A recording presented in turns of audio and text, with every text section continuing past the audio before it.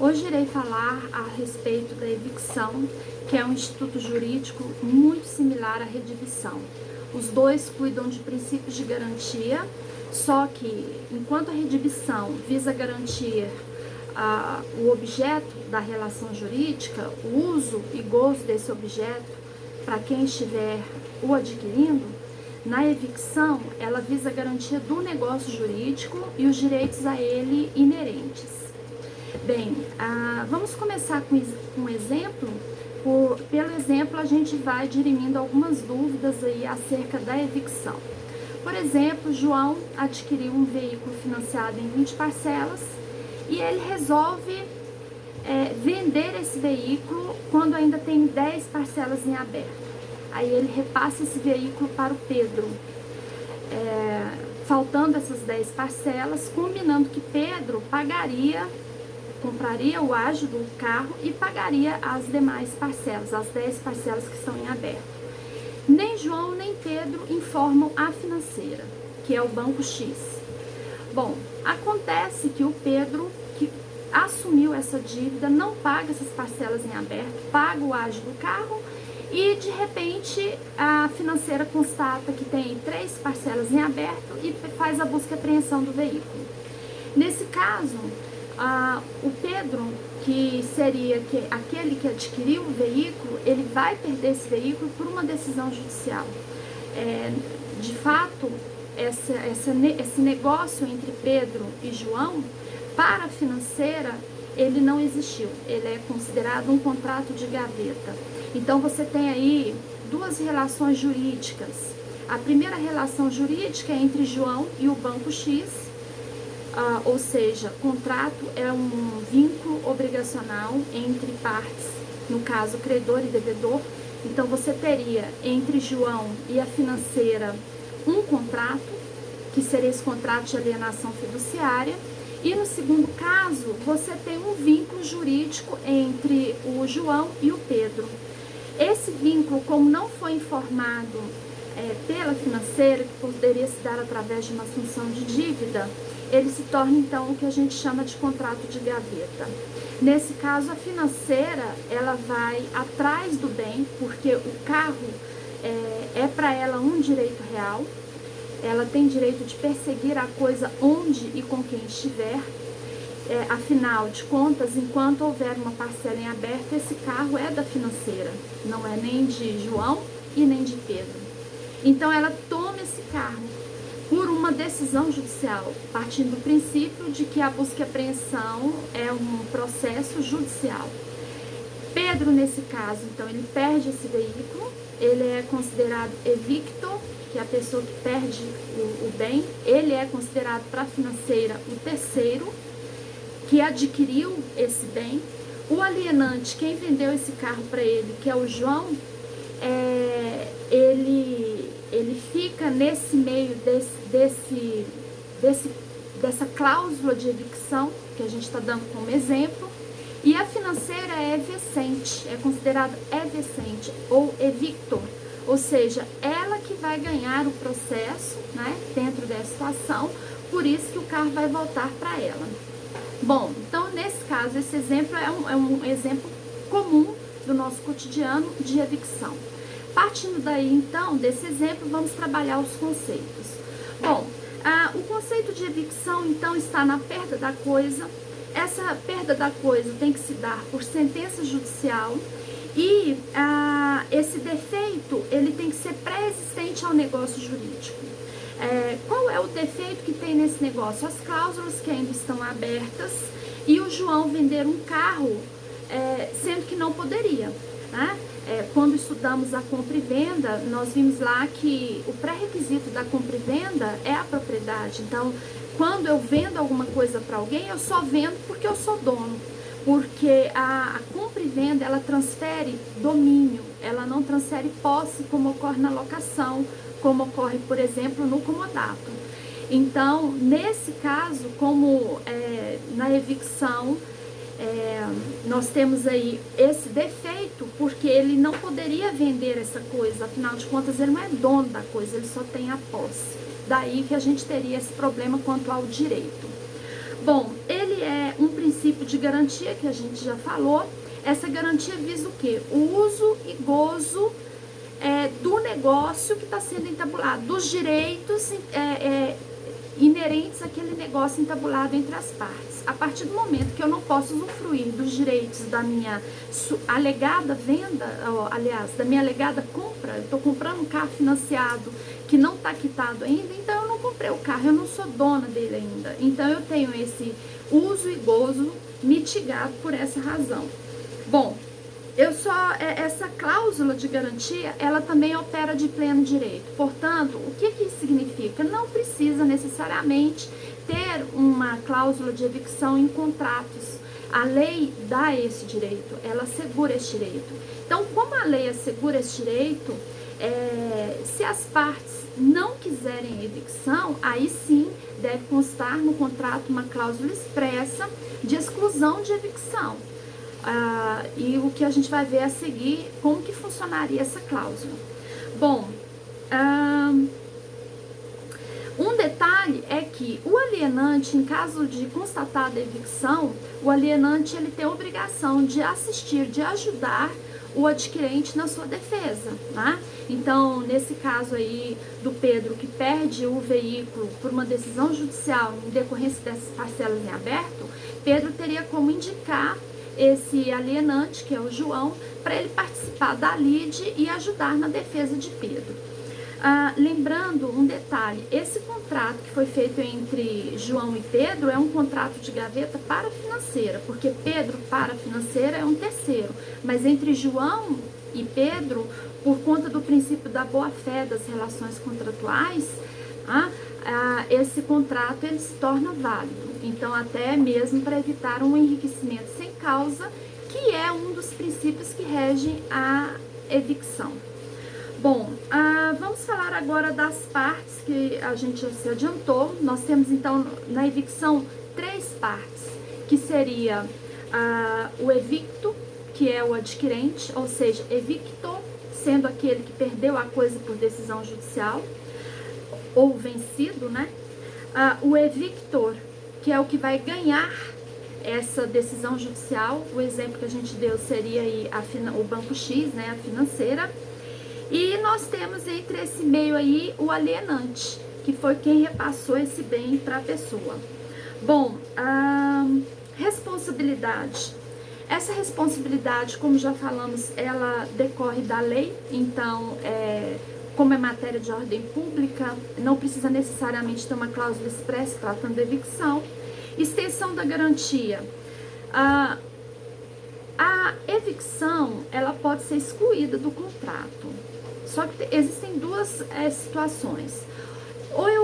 Se eu colocar uma cláusula de exclusão da evicção, eu estou excluindo a garantia do direito que eu teria sobre aquele bem, apenas o direito. Isso não impede de eu receber o que eu paguei, mesmo porque um dos princípios que norteiam a evicção, repetindo, é do enriquecimento sem causa. Então, seria até injusto se eu comprei um carro acreditando que eu seria dono e me vem a financeira e me toma o veículo, eu perder o dinheiro que eu paguei por esse negócio. No caso, o dinheiro que Pedro pagou a João. Bom, o que ele perde, então, com a exclusão da evicção, ele não tem direito de reivindicar essa coisa para si. Eventualmente, supondo que João quita essa dívida, e Pedro, se não houvesse essa cláusula de exclusão de evicção, poderia exigir esse carro, porque João quitou. E aí seria um problema entre os dois quanto ao pagamento dessas parcelas em aberto. Mas, enfim, o que eu quero que vocês entendam é que na cláusula de exclusão de evicção, eu só estou excluindo a garantia do direito que eu tenho de uso e gozo daquele negócio, e não do dinheiro que eu paguei. Para a pessoa não ter direito a receber o dinheiro que pagou e ainda abrindo mão da evicção, existem alguns requisitos. Primeiro, ele tem que ser informado do risco da perda do objeto. Segundo, ele tem que assumir esse risco da perda do objeto. Aí sim, ele perde tanto a evicção, bem como aquilo que ele pagou. Depois vocês podem dar uma lida aí no artigo 449 do Código Civil, que vai falar exatamente disso, que é a hermenêutica que se aplica a ele, certo? Bom, repetindo então, para parte abrir mão da evicção, tem que constar no contrato que o adquirente tem ciência da lide ou do vício que existe no negócio jurídico e o assume. Assim, ele foi informado disso e aí sim ele perderia o dinheiro, bem como o direito que ele teria sobre aquele negócio. Resumindo então, evicção, ela é um defeito oculto ou um vício oculto sobre o negócio jurídico, sobre os direitos daquele negócio jurídico, certo? Bom, tendo terminado essa parte aí da evicção, vamos falar um pouco também acerca da classificação de contratos, que logo à frente o Código Civil vai tratar dos contratos aleatórios. Então, o Código Civil ele teve esse cuidado, dentro da classificação de contratos, ele deixar uma parte reservada para os contratos aleatórios. Bom, aleatório vem de alha. Alha é o risco que eu tenho sobre o negócio, né? Bom, nesse contrato aleatório, então vamos fazer um paralelo para a gente diferenciá-lo do contrato comutativo. No contrato comutativo, as partes têm obrigações equivalentes porque elas as conhecem, sabe cada um o que é que deve cumprir da sua parte. Então, por exemplo, num contrato de compra e venda, eu sei que eu tenho que pagar e o outro vai me vender. A princípio, sim. Estou dando esse exemplo da compra e venda, que a gente vai retomar a compra e venda no caso também de um contrato aleatório. Bom, então, a compra e venda tanto pode ser comutativo ou aleatório. Comutativo é quando eu compro uma geladeira numa loja e eu sei que eu tenho a obrigação de pagar por aquela geladeira. Já não seria comutativo se eu comprasse, por exemplo, caixas de tomate, salada de um agricultor X. Então eu contrato esse agricultor, peço para ele 10 caixas de tomate salada no preço lá de, sei lá, R$300. E aí, numa época não comum, numa região que não é comum, neva e perde todas essas caixas de tomate que estavam previstas a serem entregues daqui a uma semana. E eu já paguei esses R$300 para ele me entregar as caixas.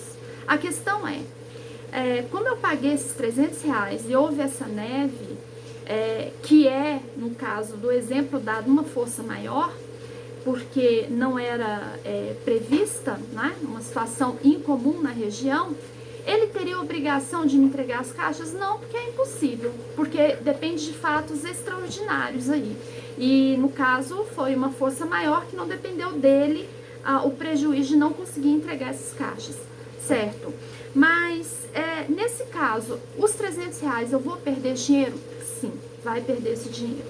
Isso aí pode ser reforçado pelo artigo 393 do Código Civil.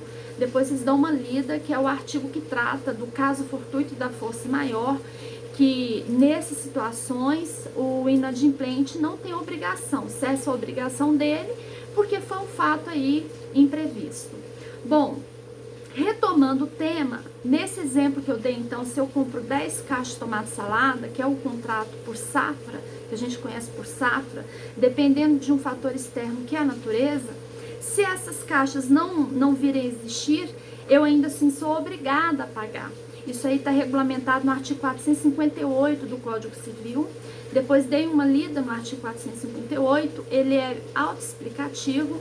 E resumindo, ele vai dizer o seguinte: se eu contrato alguma coisa e ela não vem a existir, então eu tenho obrigação de pagar ainda por aquela coisa. Nós temos aí o que a doutrina chama de uma obrigação emption rei, ou seja, eu tenho essa obrigação de pagar por essa coisa mesmo que ela não venha a existir. Esse artigo ele é diferente do 459, em que a situação é outra. A doutrina classifica o 459 como emption rei speratai. Nesse caso, eu espero receber alguma coisa em quantidade inclusive menor. Mesmo assim, eu tenho a obrigação de pagar. Por exemplo, eu combino com um pescador que está habituado a pescar 10 peixes todas as vezes que ele sai na sua manhã. E aí eu pergunto para ele quanto ficaria esses 10 peixes, ele fala para mim, não, vou te fazer os 10 peixes aí a R$100. Eu, tudo bem. Só que se você não pescar nada, eu não vou pagar. Ele, tudo bem, se eu não pescar nada, não vai pagar. Só que aí ele pesca um peixe. A questão é, eu sou obrigada a pagar um peixe pelo um peixe ou eu sou obrigada a pagar pelos 10 peixes que eu teria contratado de início? Bom, retomemos lá a questão que a gente falou do contrato.